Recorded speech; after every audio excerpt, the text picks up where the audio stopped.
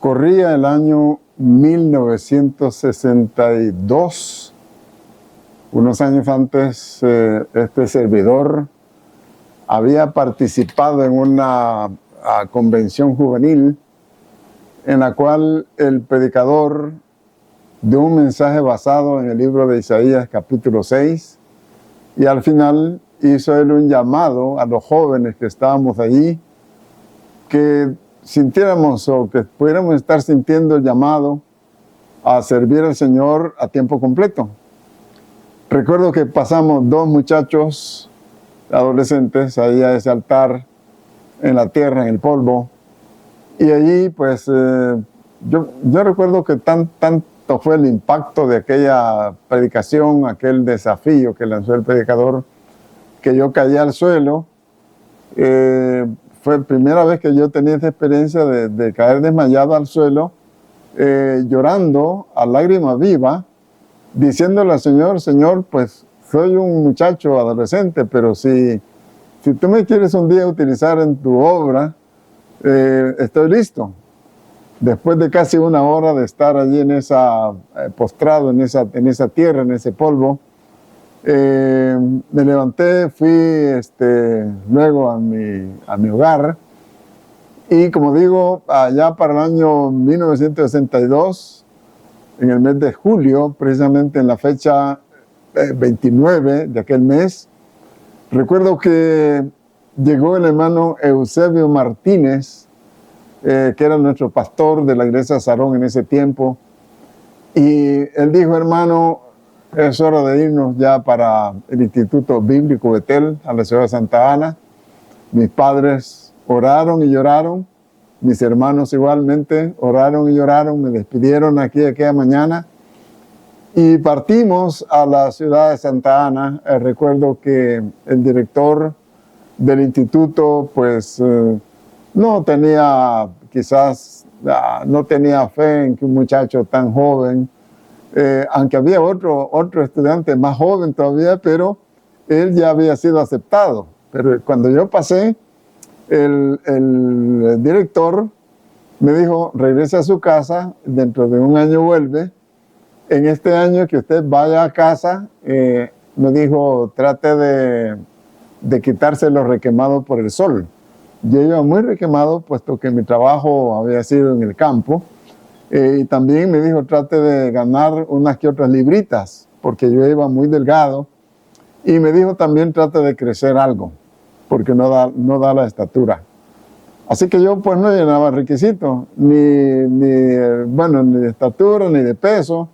Pero yo le dije: hermano, yo no puedo regresar a casa, porque yo le dije, el día de ayer, en el culto de la noche, yo me despedí de la iglesia cantando una alabanza al Señor que dice: a los campos que son blancos para la mies, a los que nunca se predicó la palabra de Dios, buenas nuevas de paz, ya me voy, pues Jesús me mandó. Así que yo estaba decidido a salir a trabajar en la obra del Señor. Cuando el hermano director vio mi insistencia, dijo: bueno, entonces pase adelante, pague su matrícula. Precisamente en aquel tiempo eran 17 colones, bonito fuera el día de hoy que así fuera.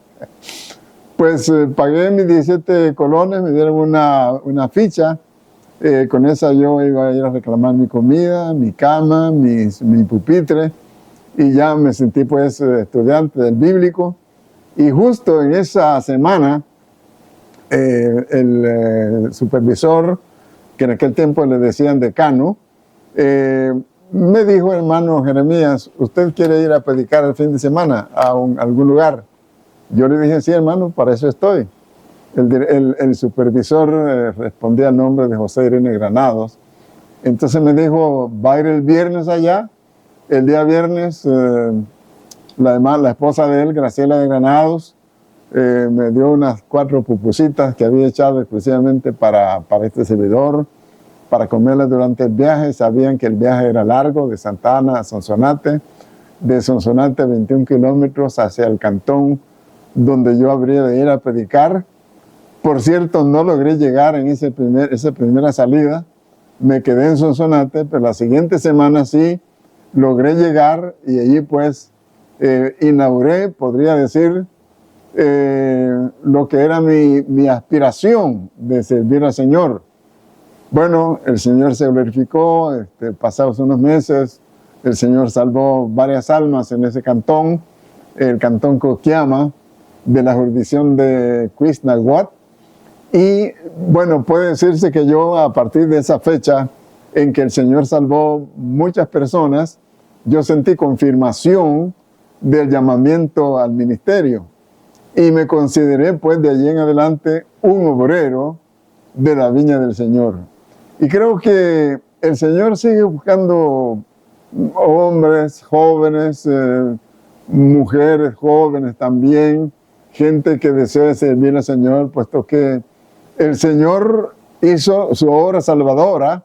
La misión de Cristo fue venir y predicar el mensaje de salvación, morir por el mundo para que el mundo fuera salvo por Él, pero al partir Él de esta tierra al cielo, dio una serie de indicaciones, y antes de ello había estado tratando con 12 hombres, y yo quería hacer mención de ese llamado, el cual está en Mateo capítulo 10, donde menciona los nombres de los 12.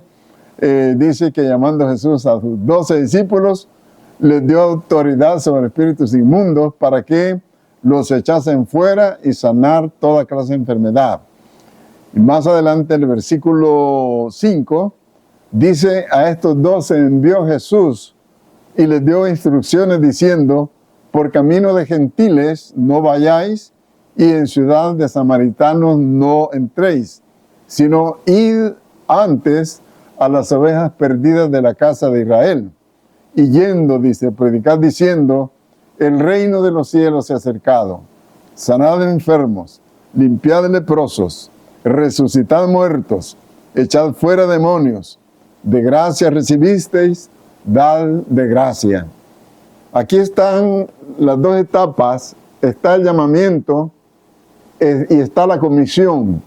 El llamamiento es el versículo 1, donde dice que llamó a esos 12 cuyos nombres aparecen allí desde el versículo 2 en adelante. El Señor llama a personas que estén dispuestas a dejarlo todo, que estén dispuestas a consagrarse única y exclusivamente al ministerio de la palabra, a la predicación del evangelio, a trabajar en el mundo en pro de la salvación de los perdidos. Ahora se encuentra también aquí la comisión, porque Él les dice: yendo, predicar diciendo, el reino de los cielos se ha acercado. Ese es el mensaje que Dios le da al obrero. Tenemos que predicar la cercanía del reino de Dios. El reino de Dios está cercano. Bueno, el rey de ese reino es Cristo Jesús. Y su reino es el que se extiende por el mundo a medida que corazones se abren al Señor y lo reciben en su corazón. El reino de Dios no es un reino político, nada que ver con las cosas terrenales. Incluso los discípulos en algún momento llegaron a pensar que siguiendo al Señor Jesús estaban siguiendo a un libertador de carácter político, pero Jesús no había venido para eso, porque Él dijo: mi reino no es de este mundo, no es de este mundo. Ahora Él dice, pues, en esta porción de la Escritura, que predicad y decid, el reino de los cielos se ha acercado. Es decir, el mensaje es la palabra, el rey es Jesucristo, y el reinado es el mundo entero, donde corazones se abren para recibir al Señor Jesús como Salvador personal. Y todo aquel que viene y se entrega a Cristo viene a ser, podría decir yo, un súbdito de ese reino, un esclavo de ese reino, un voluntario que se ha entregado a servirle al Rey de Reyes y Señor de Señores. Ahora la misión dice: sanen enfermos. Obreros que me oyen en esta hora, en Dios hay enormes recursos para ser de bendición a la humanidad. En Dios tenemos los recursos para ver a Dios mismo obrando en esta realidad terrenal.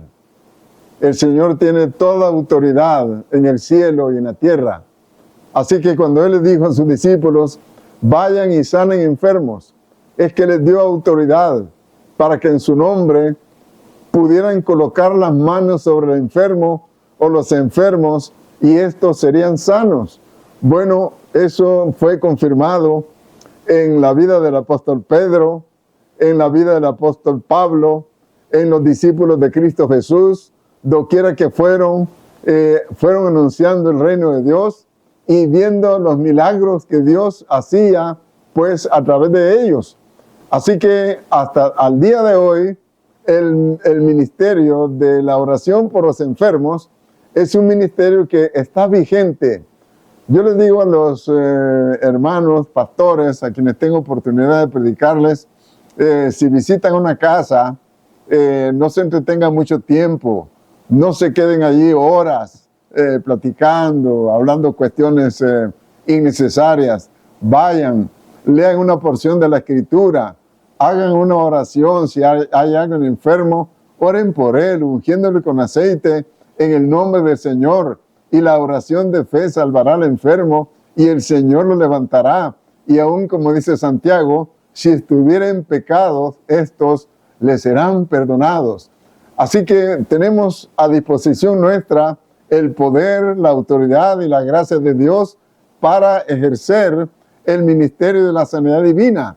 Dice, vayan y sanen enfermos, limpien leprosos, lo cual quiere decir que cualquier tipo de enfermedad que se presente, tenemos nosotros la opción de pedirle a Dios que haga un milagro, que resucite muertos. Bueno, esto no muy seguido, o no muy frecuente se ve, pero conocemos personas que han tenido esa experiencia. Por ejemplo, la suegra mía, en 2 oportunidades. En una oportunidad le llevaron un niño muertecito y los padres muy tristes le dijeron, hermana, ore por el niño. Y ella oró y el niño se incorporó y volvió a la vida.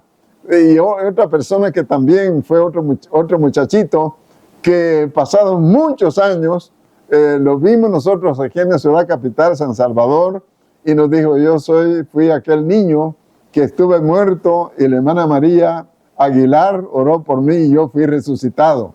Quiere decir que hay evidencias del poder de Dios si Él desea resucitar, hacer un milagro de esa naturaleza. Sanar enfermos, limpiar leprosos, echar fuera demonios. Es decir, este es otro ángulo del ministerio de aquellos obreros que salen al campo. Bueno, dicho sea de paso, uno cuando sale al campo ministerial, sale solo. A menos que ya uno esté casado y ya tenga su esposa y tenga la familia, pero de lo contrario, uno va solo, no va en equipo, no va en grupos, uno va solo con la gracia, el llamado de Dios y la seguridad de que Él no nos va a dejar, no nos va a desamparar.